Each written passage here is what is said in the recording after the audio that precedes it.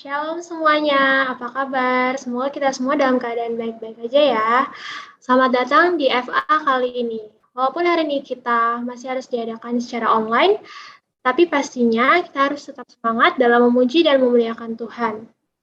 Untuk itu, mari kita sama-sama menyiapkan hati dan pikiran untuk memulai ibadah ini. Dimohon agar teman-teman tetap menghargai dan menghormati Tuhan walaupun ibadah di tempat masing-masing ya.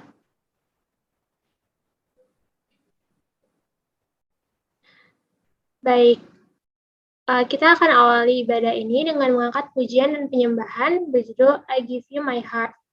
Selamat beribadah, Tuhan Yesus memberkati. This is my desire to honor you, Lord, with all my heart I worship you.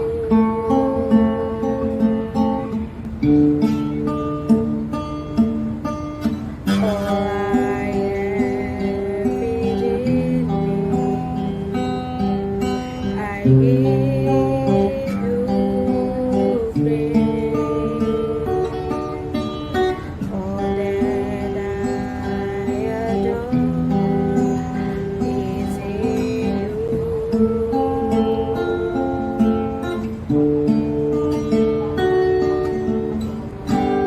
Lord, I give you my heart, I give you my soul. I live for you alone. Every breath that I take, every moment I'm awake. Lord, have your way in me.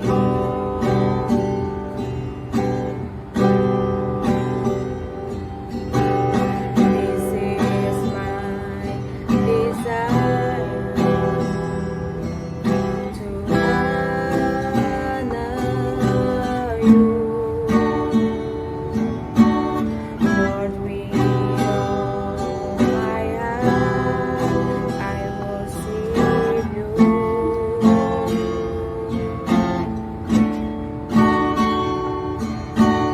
All I have within me, I give you praise. All that I adore is in you.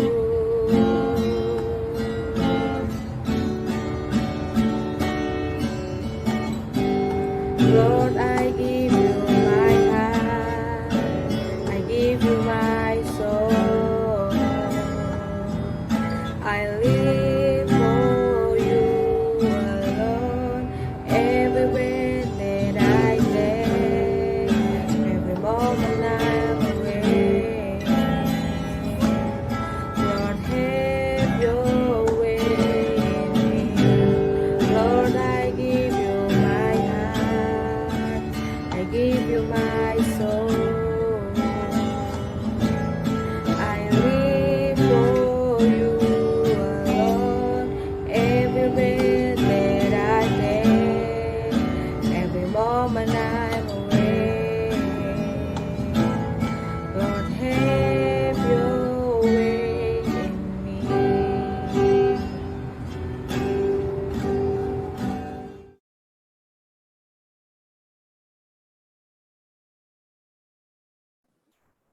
Baik, sekarang mari kita menyiapkan hati dan pikiran untuk mendengarkan firman Tuhan. Pelayanan firman Tuhan akan dibawakan oleh Dr. Esther Kardianti Amin. Kepada Dr. Esther, waktu dan tempat dipersilakan. Oke. Terima kasih Kristira dan teman-teman MSCF untuk waktu dan kesempatannya. Bagiku ini sebuah kehormatan yang sangat. Mungkin sebelumnya saya perkenalkan diri dulu. Nama saya Dr. Esther Kardianti Amin. Esther Kardianti Amin, biasa dipanggil Esther. Saya alumni FKUPH angkatan 2015. Ya, puji Tuhan sekali setelah menjadi alumni masih bisa terlibat di dalam pelayanan, bahkan bisa datang dan sharing bersama teman-teman di ibadah PTEK hari ini. Ya, sesuatu yang tidak pernah aku bayangkan sebelumnya saat dulu waktu di MSCF, waktu join di MSCF, ya aku join dari tahun pertama kuliah sampai akhirnya ya bisa dibilang sampai sekarang, dan bersyukur kepada Tuhan karena diberikan kesempatan sama teman-teman semua untuk bisa sharing di siang hari ini sama teman-teman. Jadi aku berterima kasih juga buat MSCF yang sudah memberikan kesempatan ini. Jujur ini pertama kali untuk bisa berbicara di Faith Activity, yang dulu aku yang kontak-kontak pembicara, dan sekarang aku yang dikontak, aku rasa itu sesuatu yang kayak, wow, oke, aku sekarang ada di titik ini, dan puji Tuhan, itu benar-benar satu anugerah sih, anugerah yang luar biasa. Untuk itu, sebelum kita memulai firman kita di siang hari ini, izinkan aku untuk pimpin doa terlebih dahulu. Mari kita sama-sama menghadap Tuhan dalam doa. Kita berdoa. Ya Tuhan, ya Allah Bapa kami di dalam sorga, Bapa yang kami sembah dan kami puji lewat anak Tuhan kami Yesus Kristus. Kami mengucap syukur kepadamu Bapa karena kebesaran-Mu yang begitu luar biasa dalam kehidupan kami Tuhan, sehingga di siang hari ini kami dapat dipertemukan melalui Zoom hari ini Tuhan, untuk dapat sama-sama sharing Tuhan mengenai generosity, giving freely without expecting anything Tuhan. Tuhan, kiranya apa yang kami bicarakan hari ini, apa yang akan hamba-Mu sampaikan, firman-Mu yang akan hamba-Mu sampaikan, biarlah Engkau yang berbicara dengan Roh Kudus-Mu Tuhan, biarlah Engkau yang memberikan hikmat bagi hamba-Mu, agar setiap kata yang keluar dari mulut hamba-Mu itu berasal daripada Engkau. Terima kasih Tuhan, hamba-Mu menyerahkan ibadah ini sepenuhnya ke dalam tangan kasih-Mu. Engkau juga berkati mahasiswa-mahasiswa yang mendengarkan Tuhan, anak-anak yang mendengarkan, sehingga melalui firman yang akan hamba-Mu sampaikan itu dapat menjadi berkat bagi mereka dan dapat mereka terapkan dalam kehidupan mereka sehari-hari. Kau berkati ini Bapa, dalam nama Tuhan Yesus kami berdoa pada Bapa di surga. Haleluya, amin. Oke. Jadi hari ini topiknya menurutku suatu topik yang ya tampaknya sih udah sering dibahas ya, kayak tentang generosity, tentang giving. Mungkin itu hal yang teman-teman mungkin di gereja atau dimanapun sering untuk bahas gitu. Tapi bagiku secara pribadi, waktu diminta untuk berbicara dan dikasih temanya ini, itu sesuatu yang cukup menampar gitu. Terkhususnya aku sekarang sedang internship, ya baru masuk terjun ke dunia pekerjaan, dan tertantang sekali dari selama ini istilahnya kita belajar teori dan ya di koas sedikit-sedikit belajar, bukan sedikit belajar mengenai bagaimana menangani pasien, dan sekarang hands on secara langsung, bertanggung jawab secara langsung terhadap pasien, dan tantangan-tantangan yang dihadapi di lapangan, bagaimana menangani pasien dengan kasih yang tulus di saat keluarga pasien ada yang marah-marah, dan kamu tetap harus bisa memberi pelayanan yang sesungguhnya sebagai seorang tenaga kesehatan dengan penuh kesabaran, tanpa harus berekspektasi bahwa mereka akan mengerti bahwa kalian itu adalah tenaga kesehatan yang capek dengan banyak pasien, tapi kalian tetap harus sabar untuk menangani karena kalian sedang menangani manusia. Kalian sedang menangani seseorang yang bertaruh nyawa.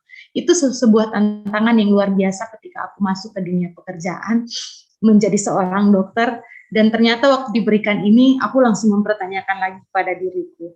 Aku berbicara tentang generosity, aku berbicara tentang, ini masih dalam konteks pelayanan ya, jadi akan serial tentang pelayanan. Apakah aku sudah memberikan pelayanan dengan kasih yang tulus itu, yang sesungguhnya itu? Apakah aku sudah memberikan tanpa berekspektasi A, B, C, D, E, tanpa berekspektasi bahwa aku akan dapat jasa medis, aku akan mendapatkan uang sekian ketika aku melayani pasien berapa banyak gitu. Apakah itu sudah aku lakukan gitu? Dan ternyata itu pun menegur aku secara pribadi. Jadi ketika diberikan ini, aku cukup bergumul dan berpikir kembali, kira-kira apa yang akan aku sharing ke teman-teman, kira-kira apa yang bisa aku bagikan ke teman-teman tentang hal ini gitu. Jadi sebenarnya sesungguhnya di sini ketika aku berbicara ini, aku juga berbicara kembali kepada diriku sendiri. Jadi ya semoga kita sama-sama dapat belajar bersama-sama ya. Kita akan sama-sama baca dan merenungkan dari Markus 12 ayat 41 sampai 44. Dari Markus 12 ayat 41 sampai 44. Nanti aku minta tolong satu orang bacakan buat kita semua. Mas.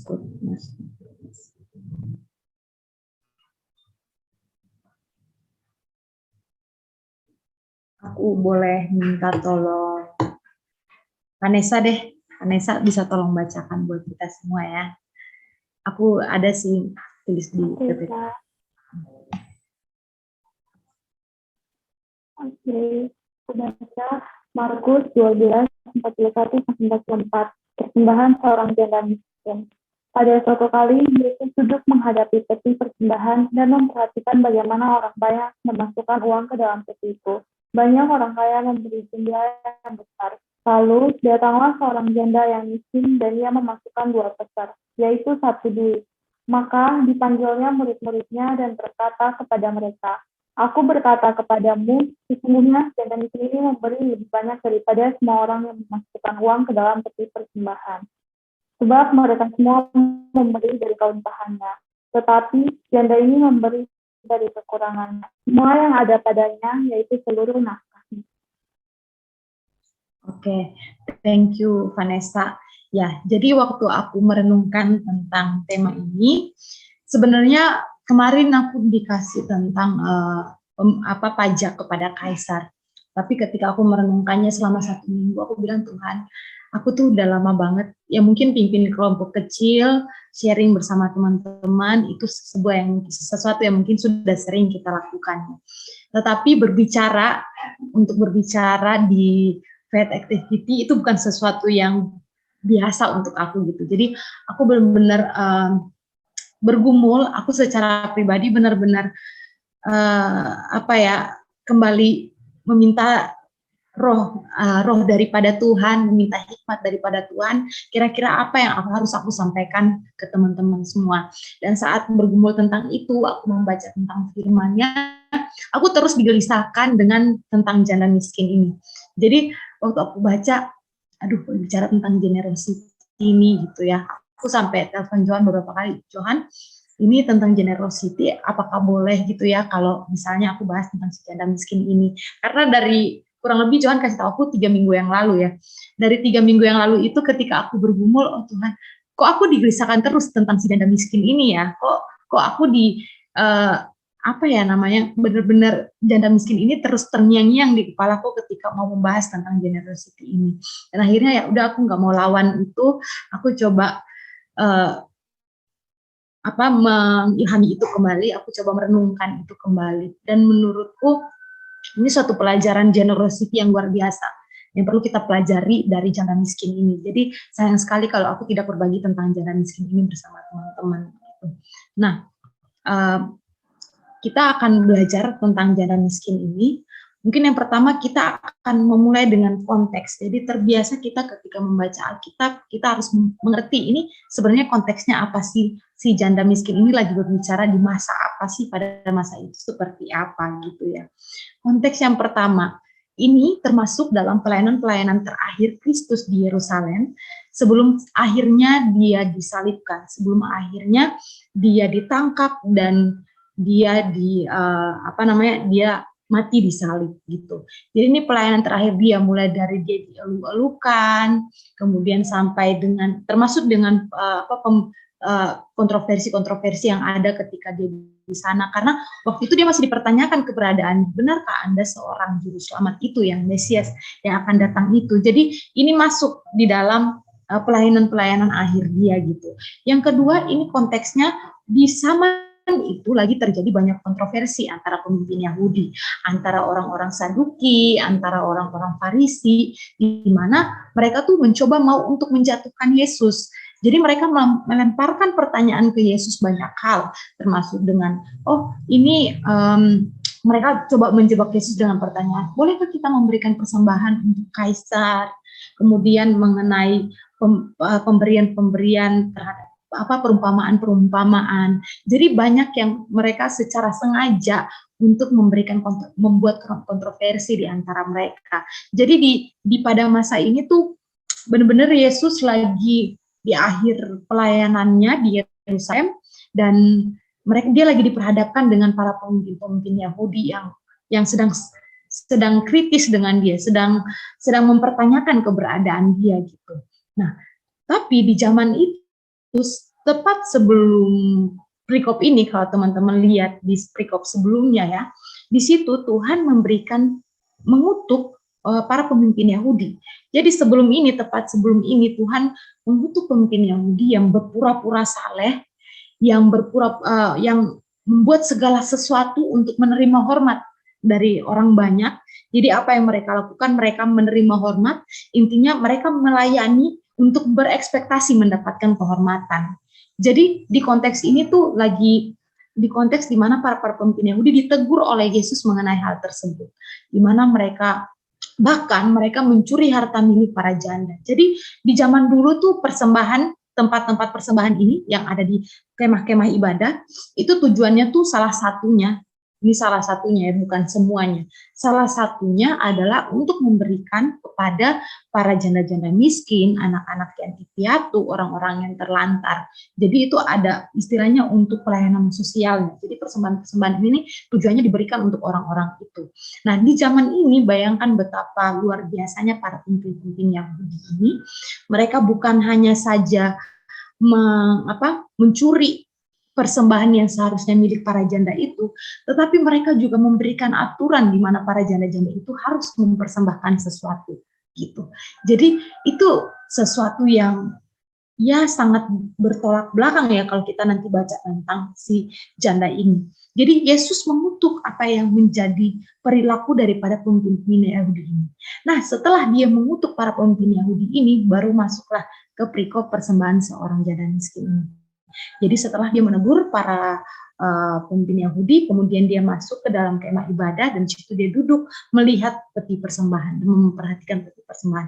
Apa yang bisa kita lihat konteksnya di sini? Tuhan di masa akhir pelayanannya, dia memperhatikan pemberian orang. Dia memperhatikan apa yang diberikan dan bagaimana, memperhatikan secara detail tentang pemberian itu. Karena apa? Pemberian adalah bentuk kasih. Yang tadi ya, pada akhirnya pemberian pada gereja ini akan diberikan kepada janda-janda. Itu bentuk dari kasih yang diungkapkan melalui pemberian apa yang mereka miliki gitu. Jadi di sini di akhir pelayanannya, di tengah kontroversi yang ada, Tuhan mengambil sedikit waktu untuk duduk dan memperhatikan mengenai persembahan ini. Itu jadi ini sebuah perhatian khusus yang aku rasa Tuhan benar-benar nggak cuman Tuhan melakukan mujizat, Tuhan bukan cuman saja melayani dan memberikan mujizat, tapi dia duduk dan memperhatikan itu gitu. Jadi itu konteksnya pada masa itu ya, konteks persembahan dan apa yang terjadi di masa itu ketika persembahan janda miskin ini datang dan memberikan persembahannya gitu. Mari coba kita lihat satu persatu ayatnya ya. Kita coba gali satu persatu ayatnya. Mulai dari 12 ayat 41. Di sini aku highlight beberapa kata-katanya ya. Di sini dia berbicara tentang Yesus. Jadi ketika kita membaca firman, coba kita gali satu persatu. Apa yang dia katakan tentang Allah, apa yang dia katakan tentang manusia, dan apa yang dia katakan tentang bagaimana kita menerapkan itu dalam kehidupan kita. Nah, pertama kita lihat dia memulai dengan dia berbicara tentang Yesus gitu. Dia bilang, jadi setelah Yesus diuji, setelah kontroversi yang ada tadi, maka pada suatu kali Yesus duduk menghadapi peti persembahan. Dia detail, Yesus duduk menghadapi peti persembahan. Dan bukan cuma duduk menghadap aja, dia memperhatikan. Dia menggunakan kata memperhatikan. Yesus memperhatikan, apa yang Yesus perhatikan? Bagaimana orang banyak memasukkan uang ke dalam peti itu. Jadi kebayang nggak konteksnya? Kurang lebih gambarnya kayak yang sebelah kiri tadi ini ya. Mungkin di sini aku kurang tahu sih sebenarnya Yesusnya yang mana ya. Anggap saja misalnya ini Yesus ya. Yesus duduk, kemudian Yesus secara sengaja memperhatikan. Jadi memang dia punya maksud dan tujuan untuk duduk memperhatikan, menghadap peti persembahan itu dan memperhatikan. Jadi Yesus duduk dan memperhatikan. Apa Yesus perhatikan? Bagaimana orang memberikan persembahan itu. Jadi yang dia lihat, kebayang nggak kalau Yesus duduk terus lihat persembahan itu terus lihat, kalau di zaman sekarang ya mungkin ya, ini dia kasihnya kayaknya, dia sengaja kasih kelihatan, ini lembar merah nih, ini lembar biru nih, mungkin kayak gitu kali ya. Atau mungkin kayak, ini orang dia kasih dengan gaya arogan. Mungkin ada aja kayak yang dengan sengaja dengan gaya arogannya, gue kasih 5 juta nih, gue kasih 10 juta. Karena selanjutnya dia bilang, banyak orang kaya memberi dalam jumlah besar. Gimana Tuhan tahu kalau dia kasih dalam jumlah besar? Karena mungkin kelihatan kali ya, kayak ini dia dulu kan pakai koin-koin ya, mungkin kayak ini koinnya koin-koin mahal nih. Kalau sekarang kan kita duitnya duit kalau Indonesia ya merah biru gitu ya. Ini dia kayaknya merahnya ada 5 gitu ya, duit merahnya gitu. Nah kayak itu mungkin kelihatan diberikan dalam jumlah banyak. Jadi Yesus memperhatikan bagaimana mereka memasukkan itu. Jadi kira-kira itu bisa menjadi bisa menjadi Tuhan mengetahui sampai memperhatikannya itu sampai mengetahui isi hatimu, alasanmu, karena dia Tuhan yang Maha tahu gitu ya. Dan dia bisa tahu, dia bisa memperhatikan dan dia bisa mengetahui, lu kasih karena kayaknya nih orang dia mau memberi karena dia lagi ada mau pilkada nih, dia mau atau mau jadi DPR nih gitu, jadi dia memberi biar orang tahu gitu ya misalnya, atau nih orang dia mau terpilih jadi ketua organisasi apa gitu ya, jadi dia memberi biar orang ini orang bagus nih, mau jadi ketua HM nih, oke kita pilih gitu ya mungkin ya, kayak jadi Tuhan memperhatikan dengan seksama bagaimana mereka memberikan itu. Jadi Tuhan mengetahui alasan mereka memberikan itu. Tuhan melihat gerak-gerik mereka, Tuhan tahu, ini orang beneran berikan dengan tulus, bersungut-sungut, ataukah memang tulus untuk memberikan itu. Gitu. Jadi itu yang Tuhan lakukan. Dan ternyata banyak orang kaya yang memberikan dalam jumlah besar. Gitu ya. Nah, kira-kira dari situ, aku mau bertanya ke teman-teman, biar kita nggak takut nih, cuma lihat-lihatan, cuma dengar dengeran ya.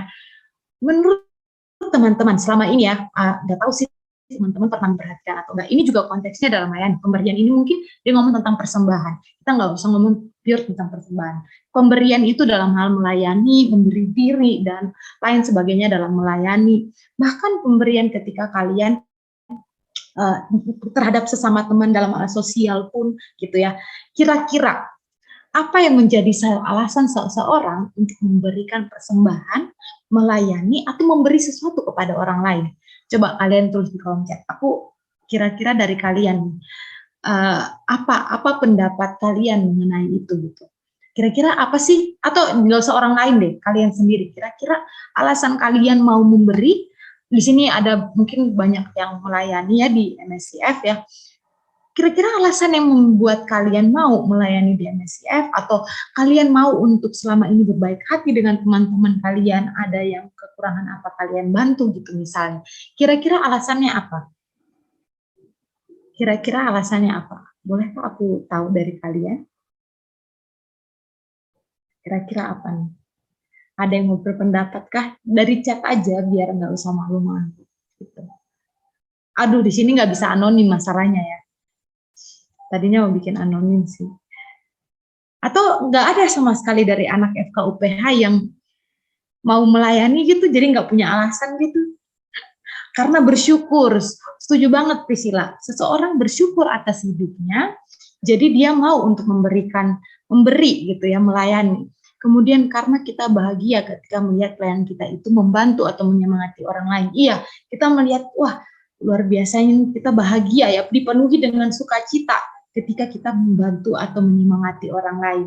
Positif sekali ya kalian ini ya, luar biasa. Saya cukup sangat bahagia ketika teman-teman semua sangat positif ya melihat pemberian orang, karena ingin jadi berkat. Luar biasa teman-teman MSCF ini, semuanya punya motivasi yang sangat luar biasa, alasan yang sangat baik, alasan yang sangat patut untuk kita contohi gitu ya.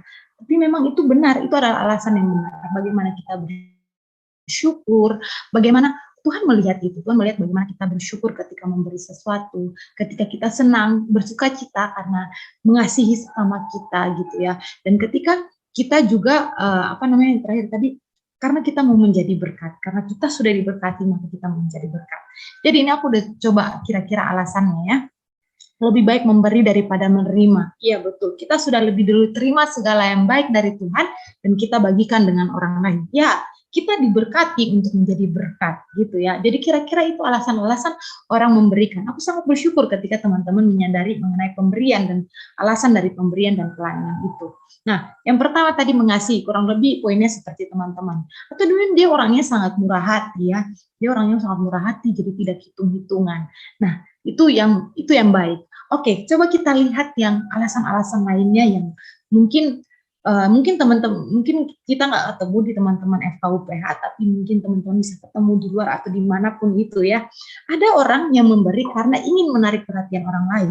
Seperti yang tadi aku bilang, ya bisa jadi dia menarik perhatian karena dia lagi mau calon HMFK, ketua HM gitu misalnya ya, atau dia lagi mau dipilih menjadi putri Indonesia gitu ya, jadi dia pura-pura aja untuk menarik perhatian gitu. Itu bisa banget teman-teman, ada yang kayak begitu. Untuk dipandang baik, untuk kehormatan diri, itu seperti kalau di contoh Alkitab ini, pemimpin-pemimpin Yahudi, untuk kehormatan diri mereka melayani gitu. Jadi itu Tuhan loh yang bilang kayak mereka melayani. Ada U di balik B, jadi ada kayaknya dia punya maksud, dia lagi deketin cewek gitu ya, terus dia akhirnya ya biar keren gitulah melayani, biar wah keren ini cowok kalau aku deketin gitu ya, kalau kayak gitu-gitu. Munafik, ada juga yang munafik gitu ya, ada juga yang memang mengisi waktu luang aja, karena memang aku lagi punya waktu luang ya udah deh aku ikut pelayanan ini deh gitu ya.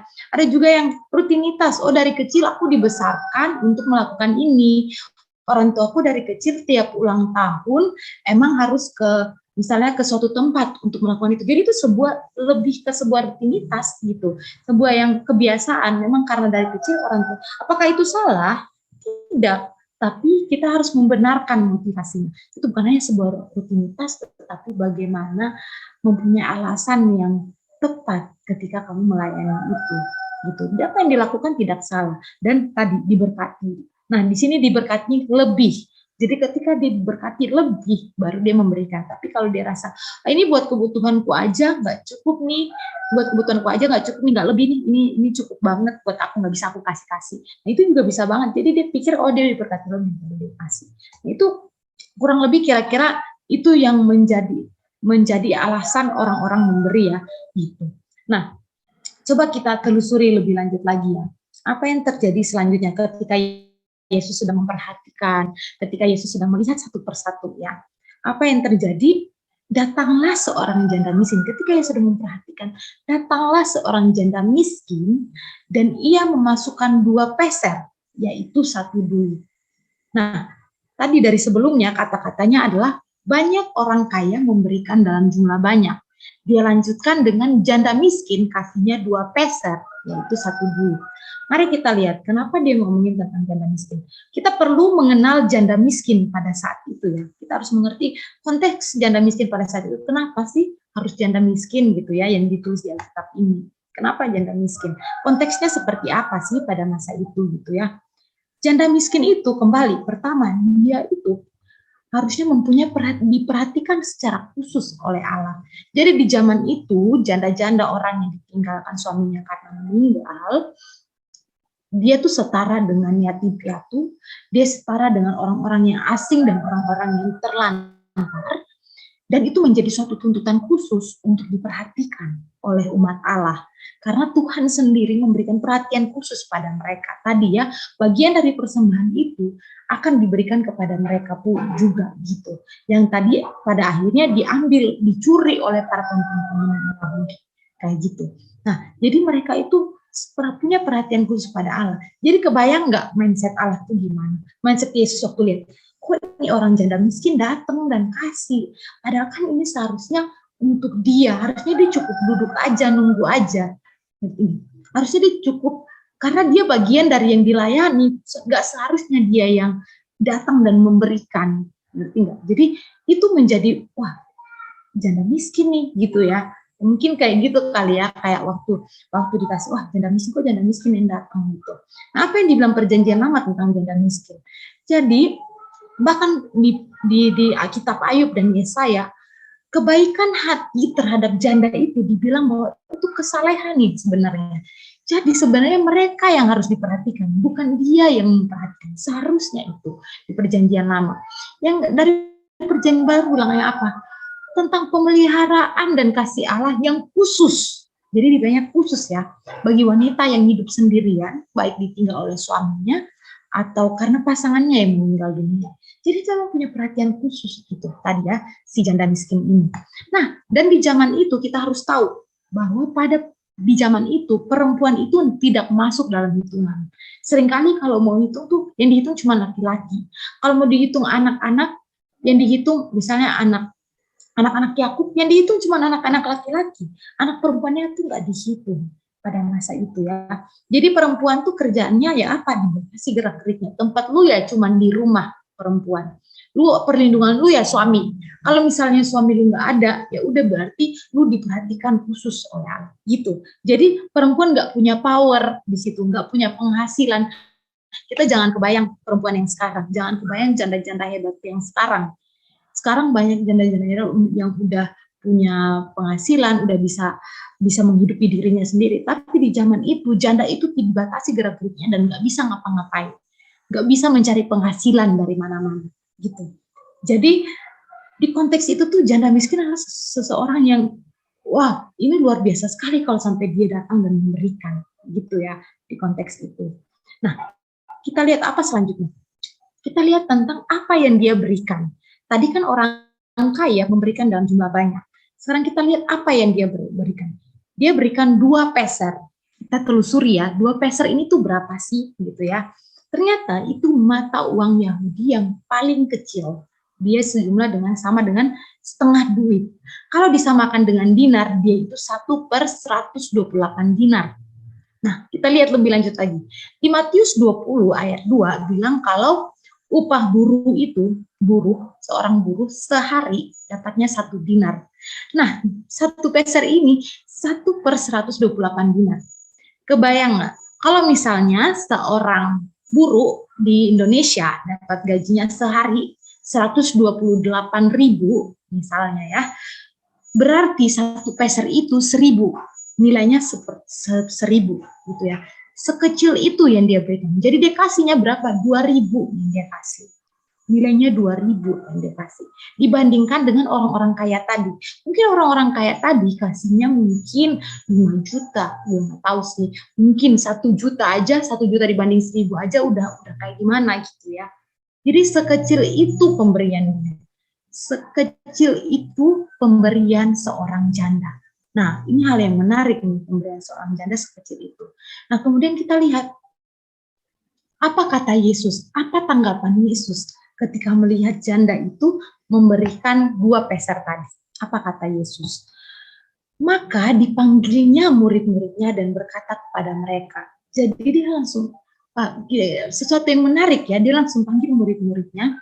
Dia bilang, aku berkata kepadamu. Jadi harusnya berarti murid-muridnya juga tadi memperhatikan ya, ini orang-orang kaya kasih sekian besar, kemudian janda miskin ngasih sekian. Mungkin dia langsung panggil, sini, coba lu lihat. Gitu. Aku berkata kepadamu, sesungguhnya janda miskin ini memberi lebih banyak daripada semua orang yang memasukkan uang ke dalam peti persembahan. Bayangkan ya, dari tadi banyak orang kaya yang memberikan dalam jumlah yang banyak, tapi Tuhan bilang bahwa janda miskin yang kasih lebih banyak daripada semua orang itu. Itu sesuatu yang mungkin ya kalau kita pikir pakai akal sehat, ya dari mananya sih lu lihat itu kasih banyak gitu ya. Mungkin kalau jadi seorang murid mungkin bisa ya kayak gitu. Dari mananya sih lu lihat dia kasih dalam jumlah banyak gitu ya. Jelas-jelas orang ini kasihnya 5 juta dikasih cuma 5.000 gitu ya. Kok lu bisa bilang dia kasih lebih banyak? Nah, Tuhan melanjutkan kata-katanya. Tuhan bilang apa? Sebab mereka semua memberi dari kelimpahannya. Jadi poinnya di sini. Mereka memberikan dari kelimpahannya. Tapi janda ini memberi dari kekurangannya semua yang ada padanya. Ini perlu di-highlight. semua yang ada padanya yaitu seluruh nafkahnya. Ini highlightnya. Jadi jangan-jangan teman-teman berpikir, tadi cuma 2 peser. Oh ya udah dikasih 2.000 ya, tapi dia kan dapatnya 200.000. Ya udahlah ya, dia ada 198.000. Enggak, teman-teman. Seluruh nafkahnya 2 peser itu adalah seluruh nafkahnya, semua yang ada padanya dia berikan. Itu apa yang kurang dari dirinya. Jadi kebayang nggak? Berani nggak sih lu kalau gaji lu 10 juta, lu kasih 10 jutanya gitu ya. Kebayang nggak dia seorang janda miskin yang udah nggak punya suami. Di sini tidak dinyatakan dia punya anak atau tidak, kemungkinan nggak tahu dia punya anak atau tidak ya. Tapi mungkin untuk dirinya sendiri aja, apa sih yang bisa dia beli dengan 2.000 tadi itu? Apa sih yang bisa dia beli dengan itu? Untuk kehidupannya saja dia tidak bisa pakai 2 peser itu. Kenapa dia harus mikirin untuk memberikan, untuk melayani? Kenapa gitu ya? Kalau gue jadi, kenapa sih kita aja yang punya penghasilan sekian aja, kita masih mikir-mikir, oke, gue 1 juta untuk kebutuhan makan minum gue sebulan. Oke, 1 juta gue pakai untuk kebutuhan transport gue. Oke, 1 juta untuk jajan. Oke, untuk Tuhan 500.000 deh. Akhirnya yang kita kasih sisa gitu. Kita udah hitungin dulu apa yang kita miliki, baru kita kasih sisa. Tapi apa yang dilakukan janda miskin ini? Dia memberikan seluruh nafkahnya. Kebayang nggak? Dia tidak memikirkan dia mau makan apa. Gue nggak tahu sih seberapa struggle-nya dia waktu memberikan 2 peser itu. Gue nggak tahu sih waktu dia mau kasih, dia mikir kayak, gue makan apa nggak ya habis ini? Gue habis ini gue mau minum apa, mau makan apa, mau hidupnya bagaimana, mikir nggak ya dia? Gue tuh kepikirannya kayak gitu loh. Kayak mikir nggak ya dia kayak gitu? Bisa jadi dia mikirin itu, jadi dia struggle banget. Sampai akhirnya dia memberikan dengan berharap sepenuhnya kepada Allah yang memberikan itu kepada dia. Jadi gue yakin ya.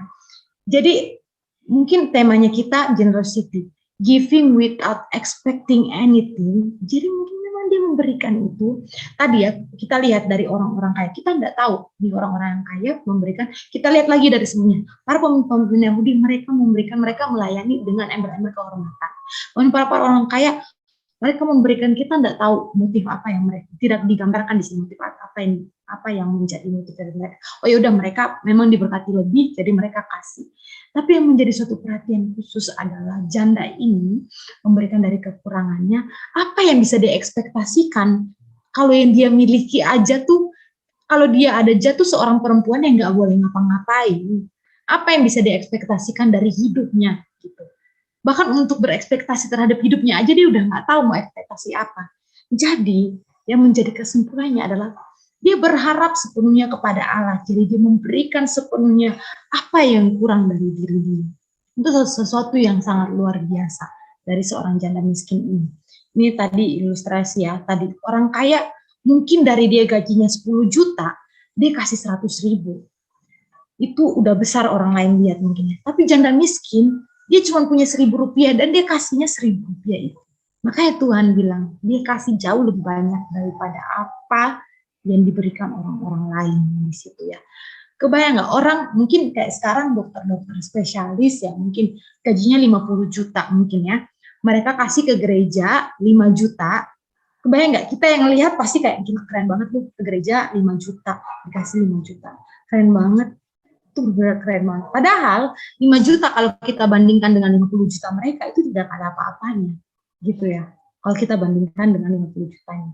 Tapi contoh, kalau seseorang dia gajinya 5 juta dan dia kasih seutuh 5 juta, itu value-nya sama nggak dengan spesialis yang punya gaji 50 juta dan dia kasih 5 juta itu?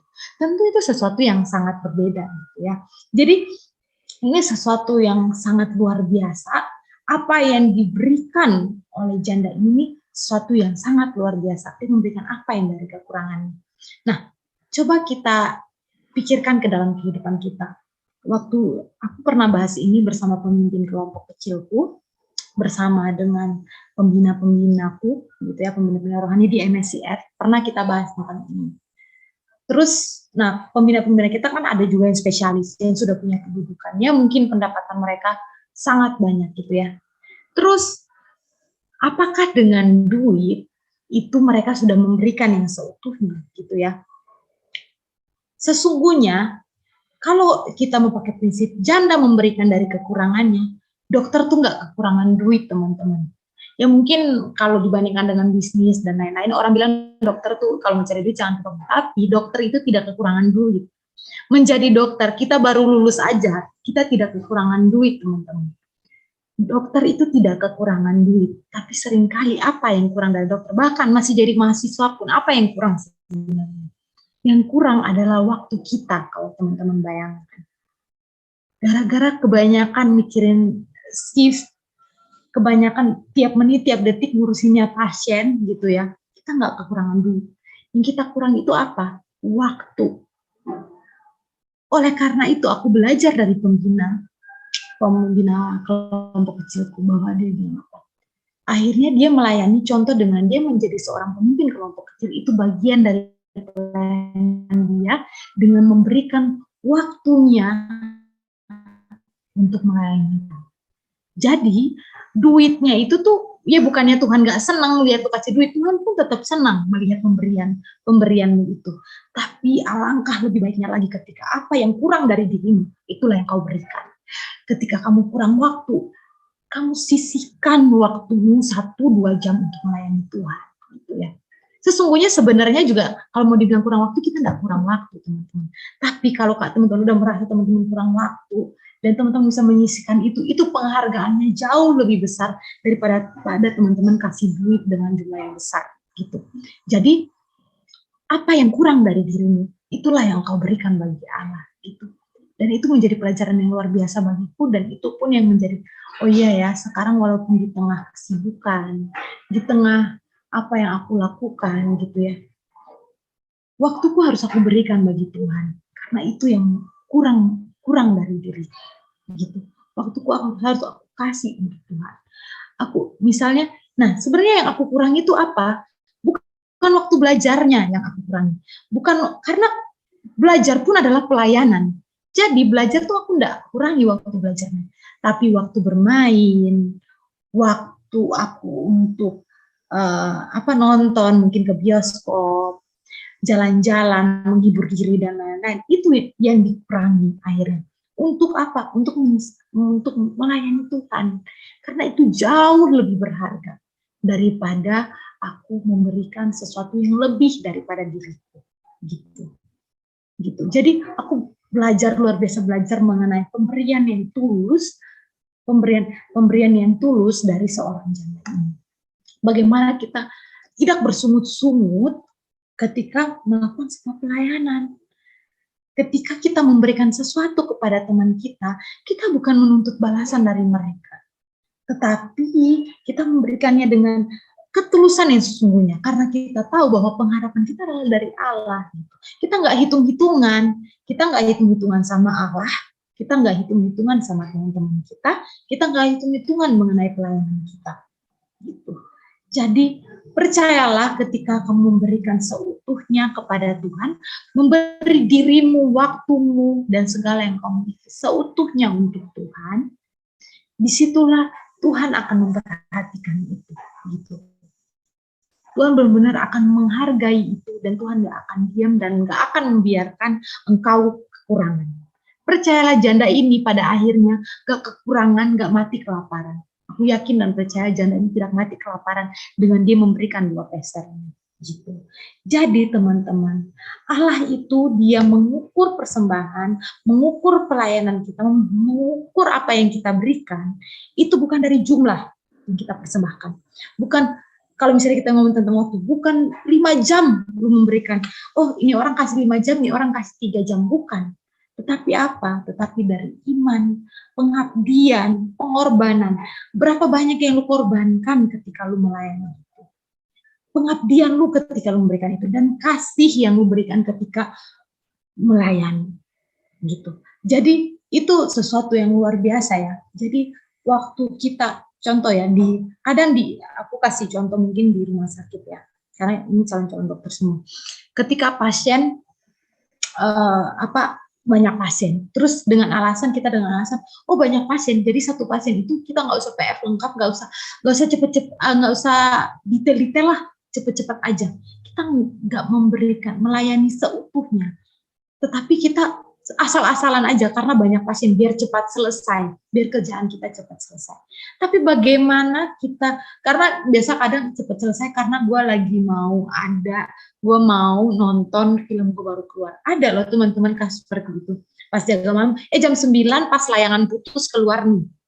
Jam 9 layangan putus, jadi sebelum jam 9 gue udah harus selesai menangani semua pasien. Jadi jam 9 gue udah harus nonton. Itu ada loh teman-teman kayak gitu. Nah, jadinya akhirnya asal-asalan ke pasien. Enggak, lu harus lepaskan itu dan lu harus bahkan itu sebenarnya bukan bagian dari pengorbanan. Seharusnya itu bukan pengorbanan, itu pun tidak dihitung sebagai pengorbanan karena ya itu bukan layangan putus bukan sebuah kewajiban lu gitu ya. Tapi apa? Itu bagaimana lu tetap memprioritaskan apa yang menjadi tanggung jawabmu, pemberian dirimu sebagai seorang dokter, pelayananmu sebagai seorang dokter, bagaimana engkau mengabdi, bagaimana engkau mengasihi para pasien-pasien itu dengan tulus. Disitulah yang Tuhan lihat. Itulah yang Tuhan lihat. Gitu. Jadi, bagaimana kita memberikan, bukan berekspektasi, gue kasih kayak gini, lu pulang lu harus berterima kasih banget sama gue. Keluarga harus kasih gue minimal ya cake lah, minimal brownies lah. Atau enggak lah, biasa jarang sih. Gue jasa. Gue dapat jasa satu pasien berapa. Jadi yang gue kejar itu jasa. Itu juga salah. Jadi pasien banyak, gue senang, tapi gue melayaninya sembarangan, kemudian gue mengharapkannya jasa. Terus waktu jasa nggak turun, gue marah-marah sama Tuhan. Tuhan kan gue udah melayani, gini, tapi jasa pelayanan gue mana? Nah, itu perhitungan-perhitungan seperti itu yang perlu kita hati-hati. Tuhan memperhatikan setiap pelayanan kita.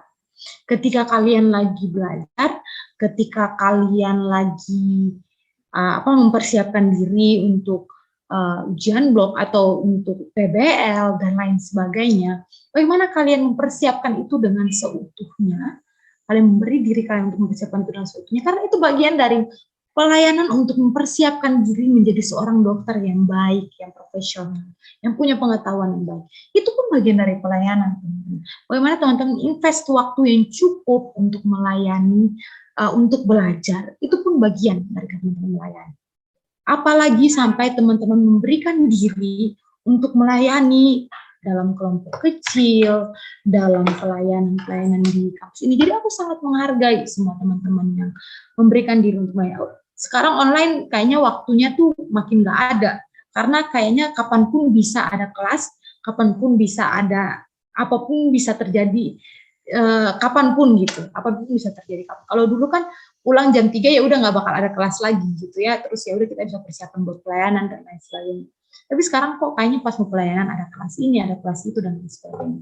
Nah, bagaimana kita belajar mempertimbangkan itu semua, melihat itu semua, dan mempersembahkan diri kita seutuhnya, bahkan dari apa yang kurang dari diri kita korbankan, kita berikan dengan kasih yang tulus.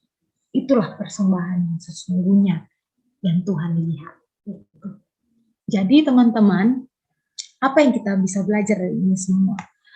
Tuhan memperhatikan setiap pemberian kita dan Dia bersukacita atas pemberian kita. Dan sukacita akan memenuhi hati kita ketika kita memberikan itu dengan sungguh-sungguh. Jadi sukacita lebih baik yang tadi. Ini dari kisah 20 ayat 35 mengatakan, lebih baik memberi daripada menerima. Jadi sukacitanya itu akan lebih. Aku tuh waktu ketika bisa sampai mendoakan pasien, ketika bisa memberikan kasih itu pada pasien dan pasien pulang dengan suatu kelegaan, itu tuh sukacitanya tuh jauh lebih besar daripada pasien atau orang kasih aku sesuatu. Gitu. Sukacitanya tuh jauh lebih besar. Pemberian itu merupakan suatu bukti kasih. Tuhan sendiri pun, Allah sendiri pun dalam Yohanes 3 ayat 16, karena begitu besar kasih Allah yang memberikan anaknya yang tunggal. Tuhan sendiri pun, Dia berani memberikan pengorbanannya, pengabdiannya, kasihnya yang begitu besar. Dia memberikan anaknya, satu-satu anaknya, untuk mati bagi kita. Itu bagian dari pemberian dan pelayanan yang sesungguhnya untuk kita. Gitu. Dia nggak expect kita anak-anak mau berterima kasih dengan sungguh, dia nggak expect. Dia memberikan itu karena dia mengasihi kita. Dia tahu kita ini manusia-manusia berdosa, manusia-manusia yang, aduh, ngomongnya bertobatnya tuh berkali-kali.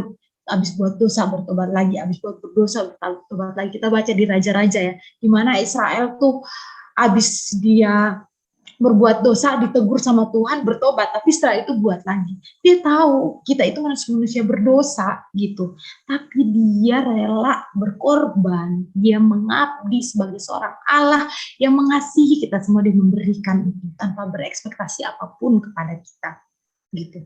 Tuhan sudah mencontohi terlebih dahulu bagaimana memberi. Pemberian yang sejahtera tanpa motif mencari kehormatan diri. Jadi kita harus belajar juga dari pemimpin Yahudi, di mana Allah mengutuk mereka karena mereka mencari kehormatan diri ketika mereka memberi. Tuhan juga bilang, siapa yang menabur berkat, dia juga yang akan menuai berkat. Jadi jangan takut kekurangan. Jangan takut lu kekurangan waktu, jangan takut lu kekurangan uang, jangan takut lu nggak bisa makan, nggak bisa minum, jangan takut lu nggak punya nilai yang bagus. Kalau lu berani berkorban untuk Tuhan yang seutuhnya gitu ya. Gue dulu, jujur aja gue sama teman-teman gue, kita cukup ketika pelayanan,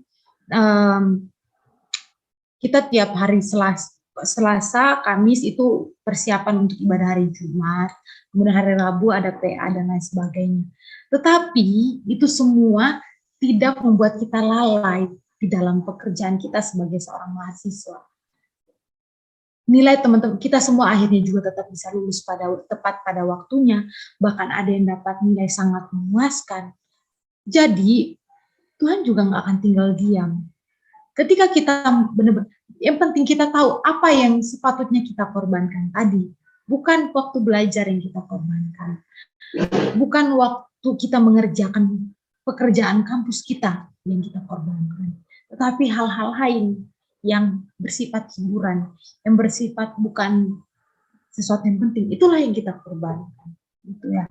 Jadi jangan takut untuk memberi, jangan tanpa cukup berharap kepada Tuhan seperti janda miskin, dia memberi dengan sepenuhnya berharap kepada Tuhan. Akhirnya Tuhan sendiri yang akan memberikan berkat itu kembali kepada kita. Dan yang terakhir, berikanlah dengan ikhlas, jangan mengharapkan imbalan. Itu dalam Lukas 6 ayat 35 dan 2 Korintus 9 ayat 7. Bagaimana kita memberikan dengan kerelaan hati dan tidak mengharapkan balasan seutuhnya gitu ya. Jadi itu yang penting kita belajar dari si janda ini gitu. Dia memberikan apa yang kurang dari diri dia. Dalam keheningan ini aku mau teman-teman kita semua kita mengambil waktu teduh, kita coba merefleksikan diri kita. Sudahkah, pertanyakan itu kepada diri kita sendiri. Sudahkah saya memberikan atau melayani dengan kasih yang tulus dan pengorbanan yang besar dari diri saya sendiri? Seperti seorang janda miskin ini yang memberikan dari kekurangannya. Masihkah saya memikirkan kepentingan diri saya sendiri dan imbalan apa yang akan saya dapat ketika saya melayani atau memberi? Coba teman-teman renungkan ini, teman-teman pikirkan ini, teman-teman resapi ini, dan coba teman-teman refleksikan kembali ke diri teman-teman sendiri. Sudahkah saya melakukan itu? Seperti apa, pelayan seperti apa yang sudah saya buat? Pemberian seperti apa yang sudah saya buat? Karena Tuhan memperhatikan itu. Tuhan tidak diam, Tuhan bahkan di saat dia sudah mau ditangkap, dia masih duduk dan memperhatikan itu. Gitu.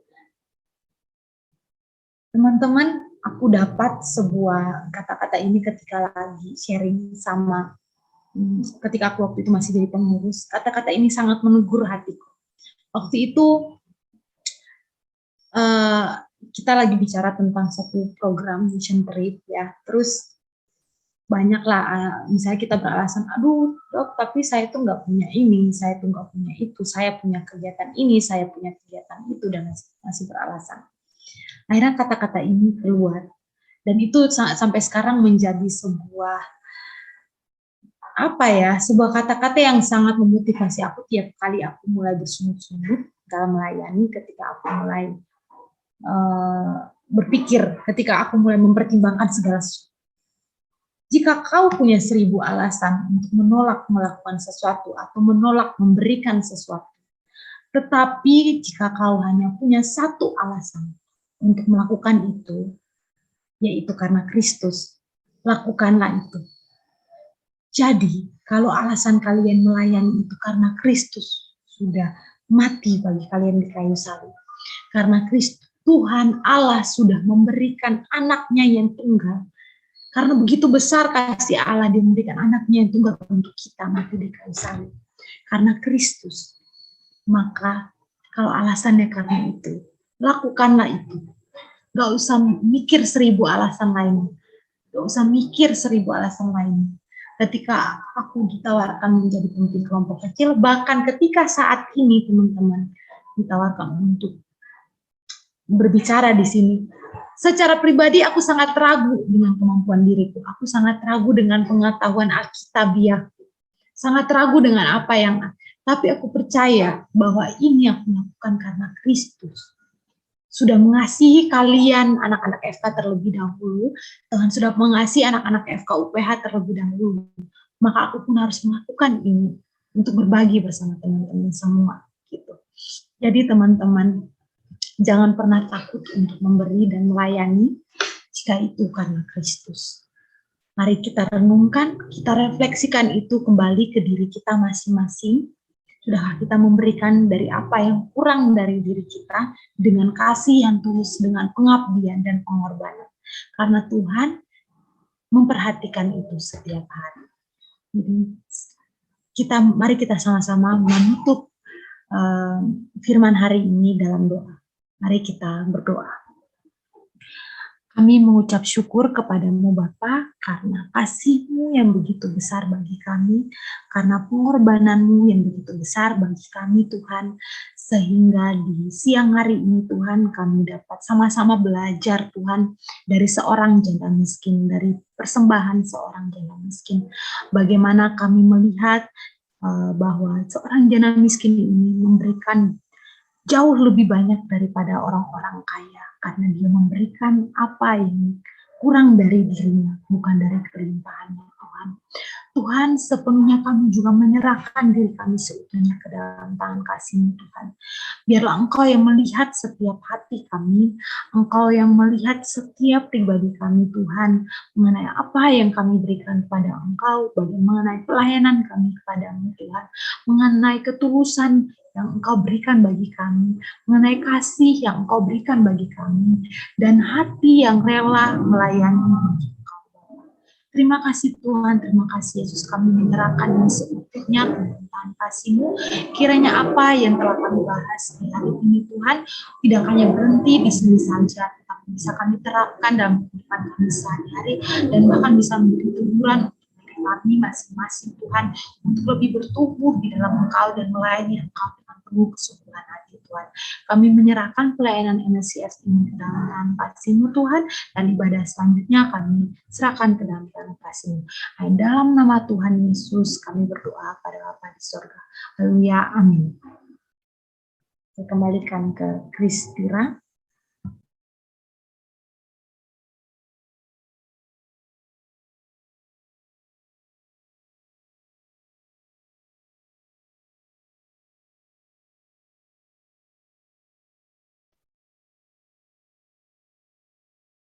Baik, terima kasih atas Dr. Esther atas pelayanan firman yang telah dibawakan.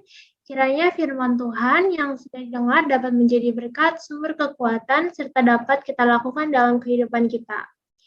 Teman-teman, kini kita sudah sampai di penghujung FA kali ini. Biarlah ibadah hari ini boleh menjadi berkat bagi kita semua. Selanjutnya aku mau menyampaikan beberapa pengumuman nih. Yang pertama, jangan lupa ya untuk teman-teman mengisi link absensi Google Form pada link yang telah diberikan, atau teman-teman juga bisa men-scan dari barcode yang ada di PowerPoint ini. Selanjutnya, kalau teman-teman berkenan untuk mengikuti prayer meeting, teman-teman bisa ikut di besok tanggal 22 Januari pukul 19.00 WIB. Sampai ketemu besok jam 7 malam ya, teman-teman. Next, jika teman-teman tertarik dalam pendalaman Alkitab, teman-teman juga bisa ikut Bible Study atau PA di hari Kamis, tanggal 27 Januari pukul 16.00 WIB. Karena di sana kita akan bersama-sama membahas bedah kembali Alkitab lebih dalam lagi. Jangan lupa juga nih untuk teman-teman mengikuti faith activity berikutnya yang akan berlangsung seperti biasa, yaitu di hari Jumat minggu depan, tanggal 28 Januari pukul 11.50 WIB. Dan bagi teman-teman yang rindu untuk dimuridkan dan rindu untuk semakin bertumbuh di dalam Tuhan, teman-teman bisa banget nih untuk ikut kakak atau kelompok kecil kami. Untuk info lebih lanjutnya, teman-teman bisa menghubungi Valentin via line, bisa juga untuk daftar melalui link ataupun barcode-nya. Nah, untuk teman-teman yang tertarik melayani bersama kami, baik menjadi pemusik, singer, modok, ataupun usher, bisa langsung saja menghubungi Caroline atau Michelle Kezia. Bisa juga dengan mengisi link Google Form ataupun dengan men-scan barcode di PPT ini. Terakhir banget nih, teman-teman juga bisa banget cek sosial media dari MSCF, karena di sana akan ada banyak sekali update-update menarik yang pastinya bakal seru, jadi jangan lupa dikepoin ya. Oke, sekian untuk faith activity dan pengumuman hari ini. Sampai bertemu di faith activity selanjutnya. Tuhan Yesus memberkati. Shalom.